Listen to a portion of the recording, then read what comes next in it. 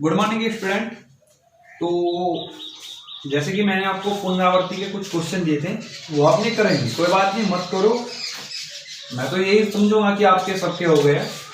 यदि नहीं हुए तो कोई भी आप क्वेश्चन नंबर बोल के आप मुझे सेंड कर सकते हैं। और आज आपका पाठ चलने वाला है परिमेय संख्या। तो चैप्टर नंबर एक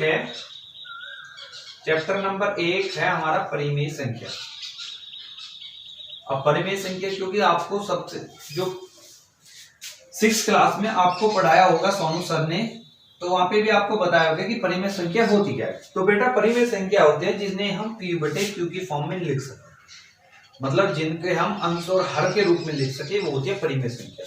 जैसे हमारी होगी बेटा 2/5, 3/9, 4/7, ये हमारी परिमेय संख्या होगी। अब देखो परिमेय संख्या कौन कौन सी होती है। बेटा देखो सबसे पहले मैंने आपको एक छोटी सी बात बता दूं, बहुत जल्दी जल्दी नोट करने वाली चीज है, आप सब करोगे। बेटा प्राकृतिक संख्याएं क्या होती है?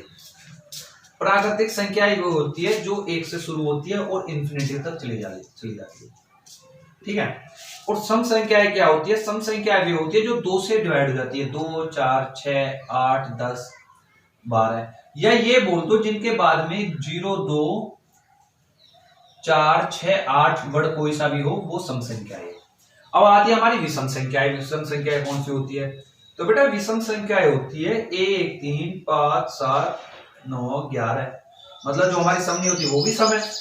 हमारी आती है बेटा भाज्य संख्या की। भाज्य संख्या कौन सी होती है? तो बेटा भाज्य संख्या वो होती है जो किसी और संख्या से कट जाए, मतलब कि अपने आप को छोड़ के, जैसे कि हमारी हो जाती है 4, 6, 9, 12, मतलब ये 3 से कट रही है, ये भी 3 से कट रही है, मानो 15 है, ये 5 से कट रहा, 3 से कट रहा। अब हो जाती है बेटा अभाज्य संख्या। अब अभाज्य संख्या कौन कौन से हमारे पास?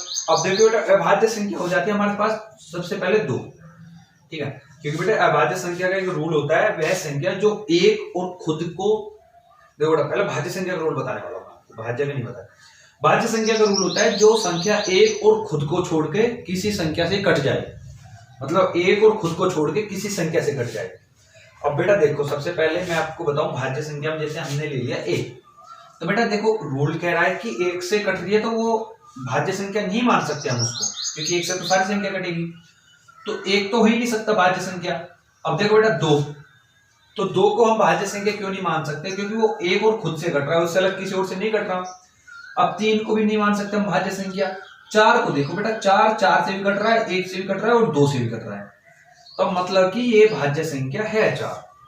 अब बेटा अभाज्य संख्या क्या होती है? अभाज्य सबसे छोटी अभाज्य संख्या, ये नोट करने वाली बात है, सबसे छोटी अभाज्य संख्या होती है हमारी 2, ठीक है। फिर अभाज्य संख्या होती है 3, फिर 5, फिर 7, फिर 11, फिर 13, फिर 17, फिर 19, फिर 21, यानी 23, ये हो जाती है हमारी भाज्य संख्या, अभाज्य संख्या। तो आपने ये बेसिक सी हो गई, ये आप जरूर रफ कर लेना अपनी कॉपी पे, ठीक है। अब हम परिमेय संख्या की बात चले, तो बेटा परिमेय संख्या व्हाट इज परिमेय संख्या? तो बेटा परिमेय संख्या क्या होती है कि जिसे हम p बटे q की फॉर्म में लिख सके। अब बेटा p बटे q की फॉर्म में हम क्या क्या लिख सकते हैं? या तो हम प्राकृतिक संख्या को लिख सकते हैं। अब बेटा प्राकृतिक संख्या कैसे लिख सकते हैं सर? आप बोलोगे, बेटा आप बोलोगे प्राकृतिक संख्या तो सर ये होती है 4, 6 भी होती है, 7 भी होती है, 8 भी होती है। बेटा देखो हमारे पास क्या है, यदि कोई हमारे पास संख्या है, मानो हमारी 4/5 है, आप ये जानते होगे कि जो ऊपर की संख्या होती है इसे बोलते हैं हम अंश, और नीचे की संख्या को बोलते हैं हर। इसे नोट करना बेटा बात को, ठीक है, ऊपर, क्योंकि आगे क्वेश्चन भी है इस पे। इसे बोलते हैं ऊपर के अंश और नीचे की संख्या को बोलते हैं बेटा हर। अब क्या बात है कि जो आपके ऊपर की संख्या है, यदि हमारे पास प्राकृतिक संख्या कोई ऐसे आ जाती है 4, हमसे बोल देता बेटा इसको अंश और हर बताओ इसका। आप कहोगे सर ये तो एक 4 है, इसमें तो अंश और हर का पता ही नहीं चल रहा। तो बेटे सभी प्राकृतिक संख्या किसी भी संख्या के नीचे आप बटे करके यदि 1 लगा दोगे तो उसका मान वही रहेगा जो वो संख्या है। तो अब यहाँ पे अंश और हर पता चल गया आपको, ये तो अंश हो गया और ये हो गया हर, पता चल गया ना। तो सारी प्राकृतिक संख्याएं परिमेय संख्या होती है। क्यों होती है? क्योंकि उसके नीचे हम बटा 1 लगा देते हैं और वो p बटे q की फॉर्म में हो जाती है, ठीक है बेटा। अब देखो सारे पूर्णांक होती है। अब बेटा ये जो हमारे सारे पूर्णांक होते हैं ये भी प्राकृतिक संख्या होती है, जो हमारी पूर्ण संख्या होती है वो भी प्राकृतिक संख्या होती है, जो हमारी दशमलव संख्या होती है बेटा वो भी प्राकृतिक संख्या होती है, ठीक है। क्योंकि अब आप देख लो दशमलव संख्या पे थोड़ा सा कंफ्यूजन होगा। जैसे कि हमारे पास आ जाता है 1.5। अब 1.5 को हम 3/2 लिख सकते हैं, p/q की फॉर्म में आ गई है। ठीक है बेटा, तो ये हो जाती है हमारी प्राकृतिक परिमेय संख्याएं। कौन कौन सी है प्राकृतिक संख्याएं, कौन संख्याएं, पूर्णांक और दशमलव। ठीक है, इसको छोड़ के अब आगे आपके पॉइंट चल रहा है कि धनात्मक व ऋणात्मक परिमेय संख्या कौन सी है। बेटा देखो, आपकी ये अगली क्लास है, जैसे कि आपने 6ठी क्लास में पढ़ा होगा तो उसमें थोड़ा हल्का मैथ होगा। 7वीं क्लास में और थोड़ा देखो बेटा, लेवल तो थोड़ा हाई जाता है हर क्लास का। ठीक है, पर इतना हाई नहीं जाता शुरू में, तो मतलब हल्के क्वेश्चन ही रहते हैं। मतलब आप वीडियो को 1 या 2 बार देख सकते हो यदि समझ में नहीं आए। और वैसे भी जब भी स्कूल ओपन होगा तो हम इनको दोबारा कराएंगे एक बार। ठीक है, तो ये देखिए, अब हमारे पास पॉइंट आता है धनात्मक व ऋणात्मक परिमेय संख्या।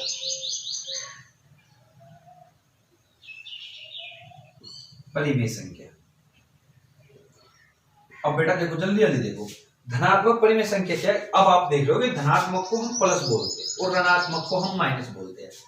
अब जो संख्या यानी कि टोटल प्लस में होगी, जैसे कि ये प्लस में है, आपको दिख रही होगी ये प्लस में, तो आप कह दो कि ये धनात्मक है। यदि यहाँ पे हमने कोई माइनस का चिन्ह लगा दिया तो ये ऋणात्मक संख्या हो जाती है। धनात्मक संख्या कौन सी होती है बेटा, जिनके अंश और हर का जो चिन्ह होता है वो एक हो। मतलब जैसे हमारा 4/7 है, ये भी प्लस का, ये भी प्लस का है। आपको पता होगा जिस संख्या के आगे कोई चिन्ह लगा होता है वो प्लस लगा होता है यहाँ पे। अब दूसरा हमारा देख लो, यदि हमारे पास -4 और -3 आ जाए तो ये धनात्मक परिमेय संख्या होगी, क्योंकि ये माइनस से माइनस कट जाएगा और ये 4/3 रह जाएगा और ये धनात्मक परिमेय संख्या बन जाती है। अब आती है आपकी ऋणात्मक परिमेय संख्या होती है। बेटा ऋणात्मक परिमेय संख्या वो होती है जिसका अंश या हर में से कोई सा भी एक संख्या नेगेटिव हो, या तो आपकी -3/4 हो या आपकी 5/-7 हो, तो ये ऋणात्मक संख्या होगी, ये होगी धनात्मक संख्या। यदि आप समझ नहीं पाए तो दोबारा वीडियो को देख लीजिए, और यदि आज फिर भी नहीं समझ पाते तो मुझे व्हाट्सएप मैसेज कर दीजिए, मैं आपको बिल्कुल दोबारा से समझा दूंगा सब बच्चों को। ठीक है बेटा, अब हमने पढ़ लिया बेटा कि ऋणात्मक परिमेय संख्या क्या होती है, धनात्मक परिमेय संख्या पढ़ लिया हमने, अंश और हर के बारे में पढ़ लिया, और हमने ये पढ़ लिया कि जो ये परिमेय संख्या होती है कि कौन कौन सी होती है। ठीक है बेटा, तो चलो अब हम देखने वाले हैं इसमें चैप्टर में आगे क्या है। बेटा आगे हमें इसने क्या बताया कि परिमेय संख्या की गुणा करना, जोड़ना, घटाने ये बताया है। तो सबसे पहले चलो इन बातों को छोड़ दें, मैं आपको एक्सरसाइज में लेके चलता हूं। तो एक्सरसाइज में क्या है हमारी, अब हमारी एक्सरसाइज चल गई है फर्स्ट ए। ठीक बेटा, फर्स्ट ए का पहला क्वेश्चन क्या है, पहले क्वेश्चन क्या है, परिमेय संख्या के रूप में लिखिए। अब परिमेय संख्या के रूप में उसने शुरू में बोल दिया हमारे पास कि 2। अब 2 को परिमेय संख्या के रूप में लिखिए। बेटा परिमेय संख्या होती है p/q की फॉर्म में। अब 2 को हम क्या लिख सकते हैं, मैंने आपको बताया कि बेटा जो सिंगल संख्या हो उसके नीचे हम /1 लगा देते हैं, मतलब उसका हर एक लिख देते हैं और ये हमारी परिमेय संख्या बन जाती है। ठीक है बेटा, तो ये हमारी परिमेय संख्या बन जाती है। तो जैसे कि अब हमारी परिमेय संख्या बन गई 2/1, और दूसरी वाली हमारी परिमेय संख्या क्या है, जैसे -17 है हमारे पास। -17 में क्या है, अब हमें ये p/q की फॉर्म में लिखनी है, तो हम क्या कर देंगे, -17/1 हो गई। तो ऐसे आप सारे को लिख सकते हैं। अब क्वेश्चन नंबर 2 में है, मुझे जो ये होमवर्क है ये मुझे चाहिए। ठीक है, व्हाट्सएप का फोटो खींचे और व्हाट्सएप पे सेंड कीजिए, उसके नीचे अपना नाम लिखिए कि ये होमवर्क मैंने किया है। ठीक है बेटा, उसके बाद अब आप देखिए परिमेय संख्या का अंश तथा हर लिखिए। अब बेटा परिमेय संख्या का अंश तथा हर कैसे है, देखो क्वेश्चन नंबर 2 में हमसे क्या बोल रहा है कि 4/1, इसका अंश और हर बताइए। तो बेटा मैंने आपको भी बताया कि ऊपर वाली संख्या अंश होती है और नीचे वाली हर होती है। अब आप सबको बता सकते हैं, इसमें 3, 4, 5, 6 क्वेश्चन है, आप सबको करिए। अब हमारे क्वेश्चन नंबर 3 में क्या बोल रहा है, इसने हमसे क्वेश्चन नंबर 3 में बोल रहा है निम्नलिखित में से कौन सी परिमेय संख्या धनात्मक परिमेय संख्या है। और बेटा धनात्मक परिमेय संख्या मैंने अभी आपको पढ़ाई थी, जिसका अंश व हर या तो प्लस प्लस के हो या माइनस माइनस के हो, दोनों, वो धनात्मक परिमेय संख्या हो जाती है। अब आप क्वेश्चन नंबर 1 देख रहे हो, क्वेश्चन नंबर क्या में क्या है हमारे पास, 15/40। ठीक है, अब बेटा अब आप बताओ परिमेय संख्या धनात्मक है, तो बेटा ये धनात्मक है या ऋणात्मक है, तो बेटा ये धनात्मक है। ठीक है, अगली वाली संख्या हमारे पास आ जाते हैं, जैसे अब हम ले लेते हैं 6 को छोड़ देते हैं तुम्हारे लिए, -9/15। अब -9/15 है तो आप कहोगे गुरुजी ये तो अंश या हर में से एक जो संख्या है वो माइनस की है, तो ये तो हमारी ऋणात्मक परिमेय संख्या हो गई। अब मैं आपको चलो एक और ऑप्शन ले लेता हूं, चेक, आप इसमें थोड़ा कंफ्यूज हो गए, -7। अब -7 पहले तो इसे परिमेय संख्या बनाइए, परिमेय संख्या P/Q यानी कि बटे 1 लिख दीजिए। अब आप कहोगे गुरुजी ये तो अंश इसका माइनस का है, तो ये ऋणात्मक परिमेय संख्या होगी, तो ये क्या होगी, ऋणात्मक परिमेय संख्या होगी। अब देखिए बेटा, अब आपको क्वेश्चन नंबर 4 है, आप साथ के साथ इसे नोट कर लीजिए, वीडियो को रोकिए और अपनी कॉपी पे नोट कीजिए।